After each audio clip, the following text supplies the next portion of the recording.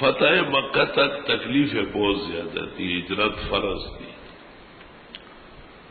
فتح مکہ سے پہلے جن لوگوں نے اللہ کے دین پر خرچ کیا اور قتال کیا، اولئک اعظم درجۃ من الذین انفقوا من بعد وقاتلوا، وہ لوگ بڑھ کر ہے درجے میں ان لوگوں سے جنہوں نے خرچ کیا بعد میں، یعنی فتح مکہ کے بعد، اور قتال کیا۔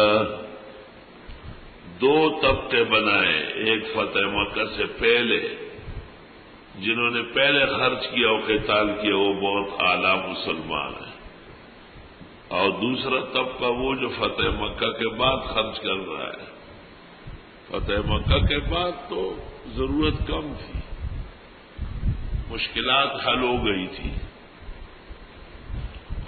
وَكُلًّا وَعَدَ اللَّهُ الْحُسْنَىٰ، اور سب کے ساتھ اللہ کا وعدہ ہے بہترین انجام کا۔ وَاللَّهُ بِمَا تَعْمَلُونَ خَبِيرٌ، اور اللہ تمہارے اعمال سے خبردار ہے۔ خرچ کرنا اتنا اہم مسئلہ ہے کہ فتح مکہ کے اندر بھی مؤثر ہے۔ جنہوں نے فتح مکہ سے پہلے خرچ کیا اور قتال کیا وہ اونچے ہیں، اور جنہوں نے فتح مکہ کے بعد خرچ کیا اور قتال کیا وہ ان کے بعد ہے۔ ہاں، انجام سب کا بخیر ہے۔ کسی رافضی کو یا رافضی نما کو صحابہ پر تنقید کا حق نہیں ہے۔ من ذا الذی یقرض اللہ قرضا حسنا، کون ہے وہ جو قرض دے اللہ کو قرض عمدہ؟ چار طبقے بیان ہوئے ہیں۔ انفقوا مما رزقناکم، ہم نے دیا ہے ہمارا مال ہے، خرچ کرو۔ وجعلکم مستخلفین فیہ، تم کو چند دن کے لیے دیا ہے نا، انفقوا، خرچ کرو۔ اور قرض دے دو، چلو تمہارا صحیح۔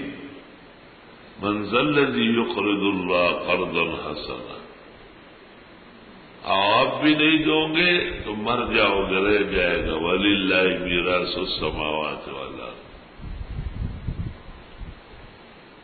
کسی سے مال نکالنا کوئی آسان کام نہیں۔ مال تو لوگوں کو جان سے زیادہ عزیز ہے، اس لیے مال نکالنے کے لیے یہ مرحلے گزار دیے۔ ہمارا ہے، دے دو نا، تمہیں چند دن کے لیے دیا، مستقل مالک تو نہیں ہونا، مستخلفین ہو۔ وہ دے دو، قرض دے دو، بہتر دے دیں گے، پھر بھی نہیں دو گے مر جاؤ گے، رہ جائے گا۔ وَلِلَّهِ مِيرَاثُ السَّمَاوَاتِ وَالْأَرْضِ،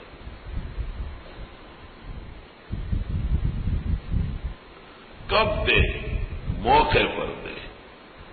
دیکھو جنہوں نے فتح مکہ سے پہلے انفاق و قتال کیا، اولئک اعظم درجۃ، یہ اونچے درجے والے ہیں۔ کون ہے وہ جو قرض دے اللہ کو قرض عمدہ، فیضاعفہ لہ، پس بڑھا دے اس کے لیے، وَلَهُ أَجْرٌ كَرِيمٌ، اور اس کے لیے اجر عزت کا ہوگا۔